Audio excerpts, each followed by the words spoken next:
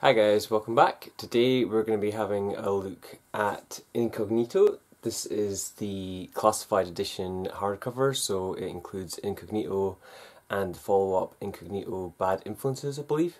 This is by Ed Brubaker and Sean Phillips. Alright, let's have a closer look at the book itself and then we can have a bit of a discussion.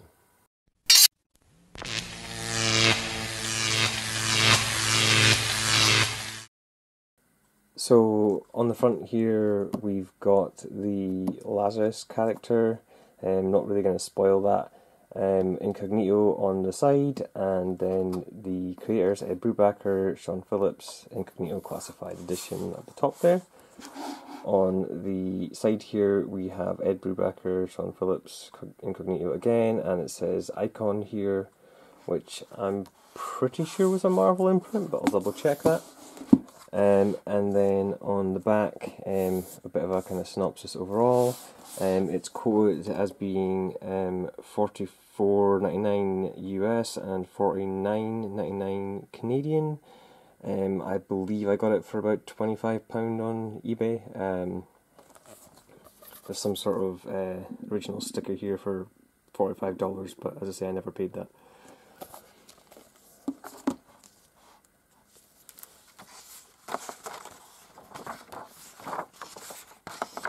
Got a blank sort of file page saying Incognito. This seems to be on all the little pages here, so let's see what it says. Yeah, published by Marvel Worldwide Inc., which is a subsidiary of Marvel Entertainment. Yeah, so Icon is a Marvel imprint.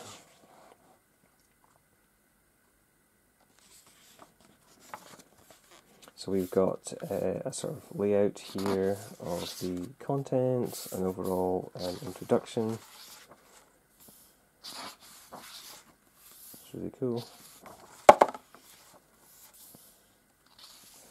And then we go into part one. So the whole thing's like a kind of detective file, which is quite cool.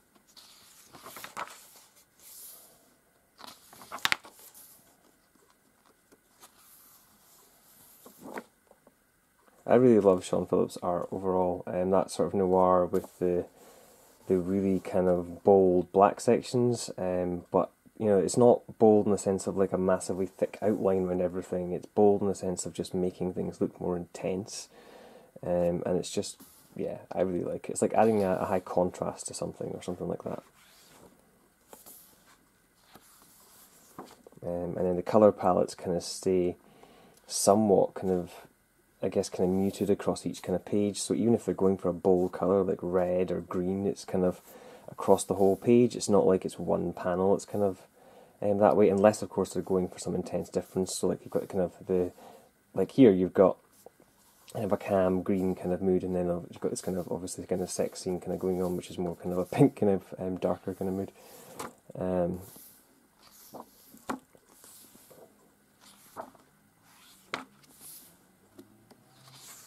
The book lies flat, great overall. And as you can see, there's no kind of trouble reading it, and the spine lifts up really well. Let's skip to the back and see what kind of extras and things we've got.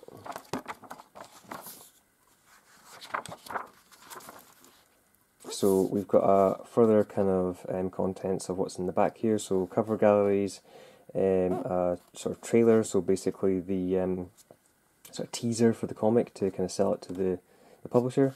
Essays, process about things, and biographies. So different kind of cover art and things. That's cool.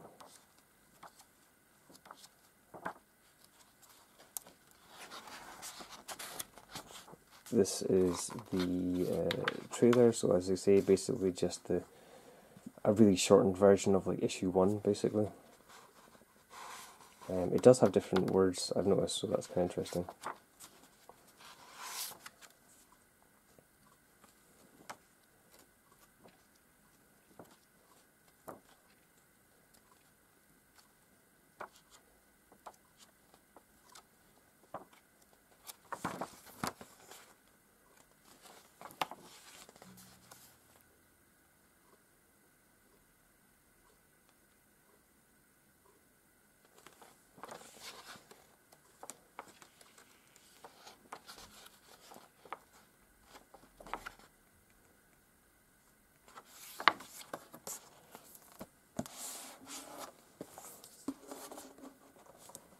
As I mentioned in some of my previous videos, I read this right after Sleeper, which is probably not the best sort of way to go about that.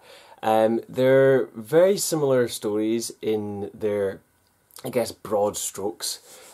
Sleeper is a good guy stuck in a bad situation, and this is kind of a bad guy stuck in a good situation, or at least that's how it kind of seems to begin with. So when I was first kind of reading it, I did get those kind of Sleeper vibes, and I was like, am I reading the same thing again? And, you know, that kind of stuff. But you get a little bit in, and, you know, things sort of change up, and Ed Brubaker always kind of, you know, keeps you on your toes, so, you know, it's an interesting sort of story going forward.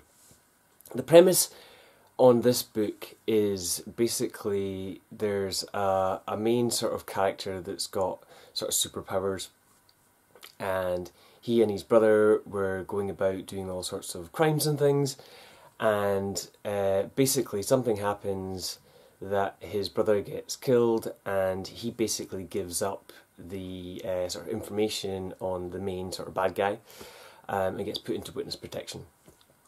So the first book kind of focuses on that, like how he tries to live a normal life, trying to sort of go by the sort of mundane, everyday sort of things and people around him and find sort of any kind of connection there. The further sort of story after that is once he sort of discovers a lot more about himself, and there's a lot of sort of things sort of change. I don't want to give any specifics, but his situation sort of changes by the end of the first sort of book.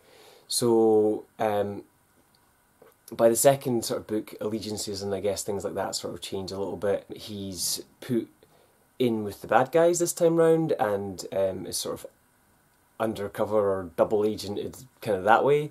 And you get the opposite end of the story, where basically he's now no longer fitting in with the bad guys because he's been sort of doing good things too long. The book doesn't really come to, without kind of spoiling anything, the book doesn't really come to an end, and that's kind of part of the point of the book as well, is each of these sort of arcs almost feel like a serial or a what if of sort of each other in a way, and there's not really a key sort of start, middle, end story in that sense. It's more of a thought-provoking kind of thing, or at least that's how I kind of took it. It's, you know, left kind of open to further stories or whatever kind of from there. It's always interesting to see whenever sort of Ed Brubaker tries to take on a sort of superhero or powers type thing, because he always does it from a different kind of angle or spin, and it's, you know, it's always sort of an interesting experience to kind of do that. And when he's had his chance to do it this way with, you know, basically some of his own made up characters, it kind of opens that up even more really. So I would recommend reading it. I would recommend kind of checking it out. It's definitely, you know, a good book overall. But with so many Ed Brubaker books out there, if it was a choice between this and Sleeper, then as I say, I'd go with Sleeper first. Alright guys, thanks for watching. As always, let me know in the comments below what you think of the book and how you would sort of rate it in sort of Brubaker's titles.